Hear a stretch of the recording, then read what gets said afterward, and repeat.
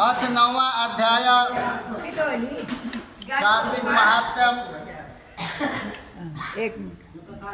उधर वृंदा ने स्वप्न में देखा कि उसका पति समस्त अंगों में तेल मलकर नंगे शरीर भैंसे पर सवार होकर प्रेतों के साथ दक्षिण दिशा की ओर जा रहा है। कल से युद्ध स्टार्ट हो गया है। हो गया पंडित जी? कल से युद्ध हो रहा है। यह स्वप्न देखकर वृंदा अत्यंत चिंतित हुई। वृंदा महल, अटारी, गौशाला तथा वाटिका आदि कहीं पर भी उसे विश्राम नहीं मिला। तब वह एक वन में दूसरे वन में जा पहुंची, मतलब बने बने अपना घूमने लगी। वहाँ उसने सिंह जैसे मुख वाले 2 राक्षस को देखा। कमजोर हो गई। उन्हें देख वह सहसा भयभीत हो गई और एकदम वहाँ से भाग खड़ी हुई। आगे जाकर उसने एक तपस्वी और उसके शिष्य को देखा। उनसे अपनी रक्षा की प्रार्थना की। विनय सुनकर मुनि ने अपनी एक हुंकार से उन राक्षसों को भगा दिया। तत्पश्चात वृंदा ने विनय पूर्वक मुनि से कहा कि हे मुने, मेरे पति जलंधर तथा महादेव जी का घोर युद्ध हो रहा है। उसमें विजय किसकी होगी बताने की कृपा करें, क्योंकि आप सर्वज्ञ हैं। वृंदा के वचन सुनकर मुनि ने आकाश की ओर देखा। उसी समय 2 बंदरों ने आकर मुनि को प्रणाम किया और फिर मुनि का संकेत पाकर वे दोनों बंदर वहां से चले गए। पुनः थोड़ी देर बाद वे दोनों बंदर आकाश की ओर से आए और उन्होंने जलंधर दत्त का सिर तथा धड़ ला करके आगे रख दिया। वृंदा अपने पति के मृत शरीर को देखकर अत्यंत दुखी हुई और विलाप करती हुई पृथ्वी पर मूर्छित होकर गिर पड़ी। मुनि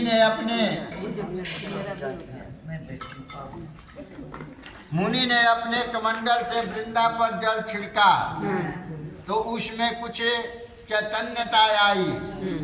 तब वह पुनः विलाप करती हुई मुनि से कहने लगी, हे मुने, जिसने देव, गंधर्व एवं विष्णु सहित तीनों लोकों पर विजय प्राप्त की थी, वह शिव के हाथ से कैसे मारा गया?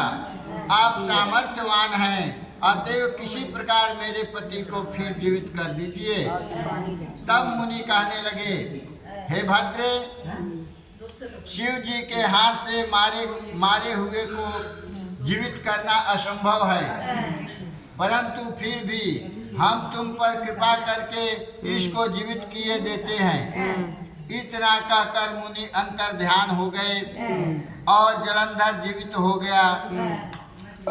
वृंदा के साथ प्रेमालाप करता हुआ आलिंगन वध हो गया। वृंदा भी अपने पति के वश में विष्णु के साथ उस वन में रमण करती रही, परंतु एक दिन मैथुन के पश्चात अपने पति के वेश में विष्णु को देखकर अत्यंत क्रोधित हुई और बोली कि तुमने मेरा पतिव्रत धर्म भंग किया है, इसलिए मैं तुम्हें श्राप देती हूँ। निश्चय ही वह कपट मुनि तुम ही थे और तुमने माया द्वारा जो 2 राक्षस बनाए थे, कालांतर में वे ही दोनों तुम्हारी स्त्री का अपहरण करेंगे और जो तुम्हारा शिष्य था वही बंदर रूप धरकर तुम्हारी सहायता करेगा। फिर कहा कि तुम इसी समय शिला मतलब पत्थर हो जाओ। वृंदा ने श्राप दिया विष्णु भगवान को। नारद जी बोले कि हे राजा पृथु, भगवान विष्णु ने देवताओं तथा अपने भक्तों की मनोरथ सिद्धि के लिए यद्यपि पतिव्रत वृंदा का शील भंग किया, तथापि मन ही मन वे अत्यंत दुखी भी हुए और बोले, हे वृंदे, तुम्हारे श्राप को ग्रहण करते हुए मैं अवश्य शिला रूप हो जाऊंगा, परंतु तुम भी वृक्ष रूप होकर मुझको प्राप्त होगी। विष्णु भगवान भी वृंदा को श्राप दिए कि मैं तो शिला हो जाऊंगा, लेकिन तुम वृक्ष हो जाओगी और मेरे पास ही रहोगी। उसी समय वृंदा अपने पति के चरणों का ध्यान करके विष्णु के मना करने पर भी अग्नि में प्रवेश कर गई और विष्णु वृंदा का स्मरण करके उसकी चिता भस्म में लौटने लगे। नारद जी कहते हैं कि राजा पृथु उधर युद्ध क्षेत्र में जलंधर दैत्य ने शिव जी को अति बलवान समझकर राक्षसी माया द्वारा पार्वती बनाई और उन्हें मारने लगा। उसकी इस माया को देखकर शिव जी नीचे को मुंह करके बैठ गए। यही उचित अवसर जानकर जलंधर ने शिव जी पर अनेक बाणों से प्रहार किया। इस प्रकार शिव जी को संकट ग्रस्त देखकर भगवान विष्णु तत्काल वहां आए और उन्होंने राक्षसी माया का शिव जी को बोध कराया। तब सचेत होकर शिव जी ने अत्यंत वेग से दैत्यों पर भयंकर बाण वर्षा प्रारंभ कर दी, जिसे भयभीत होकर शुंभ और निशुंभ भी युद्ध क्षेत्र से भाग खड़े हुए।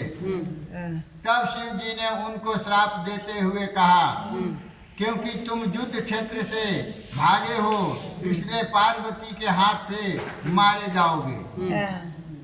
इधर ज्यों ही वृंदा का पतिव्रत धर्म भंग हुआ, जलंधर का बल समाप्त हो गया और भगवान विष्णु ने सुदर्शन चक्र अपने तेज सहित शिव जी को दे दिया। तब शिव जी ने विष्णु तेज के साथ अपना ऋषियों के तप तथा पतिव्रता स्त्रियों का तेज मिलाकर जलंधर दैत्य पर छोड़ दिया, जिसने जलंधर का सिर काटकर भूमि पर गिरा दिया। सिर और धड़ अलग होते ही जलंधर का तेज शिव में तथा वृंदा का तेज पार्वती जी में समा गया। उधर विष्णु वृंदा की चिता भस्म में लौटने लगे। तब देवताओं ने शिव जी की स्तुति कर उनसे कहा, हे महादेव, जलंधर को मारकर आपने हम लोगों का महान उपकार किया है, परंतु एक अनर्थ हो गया है। वृंदा के पतिव्रत धर्म से मोहित होकर भगवान विष्णु निरंतर उसकी चिता भस्म पर लौट रहे हैं। अतएव कृपा करके इसके लिए भी कुछ यत्न कीजिए। तब शिव जी बोले, हे देवताओं, तुम सब भगवान की जोग माया की शरण में जाओ, वही इस संकट को हरेगी। तब समस्त देवता जोग माया की शरण में जाकर स्तुति करते हुए बोले, हे देवी, आप संपूर्ण जगत की उत्पत्ति, पालन तथा नाश करने वाली है। सतोगुण, रजोगुण तथा तमोगुण आपसे ही उत्पन्न हुए हैं। आपकी माया को स्वयं ब्रह्मा भी नहीं जानते हैं। ऐसी देवी को हमारा नमस्कार है। जिसके भक्तगण अनादर तथा मोह को प्राप्त नहीं होते, ऐसी मूल प्रकृति को हमारा नमस्कार है। उस समय देवताओं ने एक तेज देखा और आकाशवाणी सुनी कि रजोगुण, सतोगुण और तमोगुण रूप गौरी, लक्ष्मी और सरस्वती मैं ही हूँ। इन्हीं तीनों रूपों से तुम्हारी कार्य सिद्ध होगी। अतएव तुम उन्हीं की आराधना करो। फिर उन तीनों देवियों ने प्रकट होकर 3 बीज देते हुए कहा कि उन तीनों बीजों को जहाँ पर विष्णु है बोकर अपना कार्य सिद्ध करो। देवताओं ने तीनों बीजों ले जाकर के जहाँ वृंदा की चिता में विष्णु लौट रहे थे जाकर वह बो दिया। उन तीनों बीजों से 3 वृक्ष उत्पन्न हुए।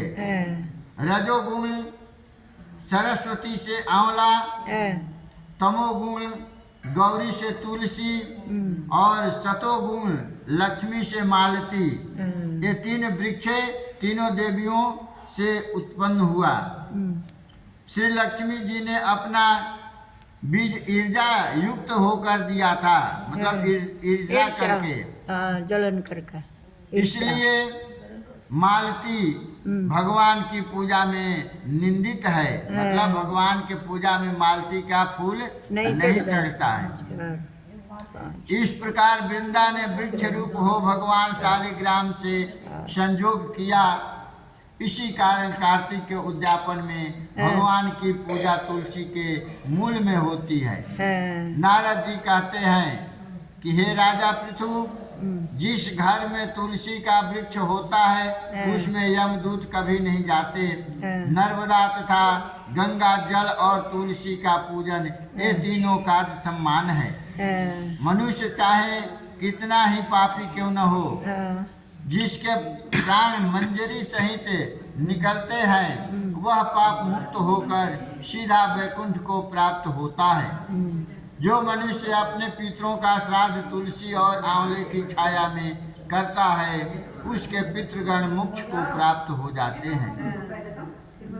जो मनुष्य मंजरी युक्त तुलसी दल तथा आंवले का फल मुख में रखता है वह साक्षात विष्णु के समान है। जो मनुष्य कार्तिक मास में रुद्राक्ष की माला तथा आंवले की छाया में भोजन करता है वह धर्म अर्थ काम तथा मोक्ष को प्राप्त होता है। हे राजा पृथु, तुलसी और आंवले का महात्म्य स्वयं ब्रह्मा जी भी कहने में असमर्थ है। जो कोई श्रद्धा भाव से इस कथा को पढ़ता या सुनता है वह अंत काल में मोक्ष को प्राप्त होता है। इति 9वां अध्याय समाप्त। बोलो वृंदावन बिहारी लाल की जय।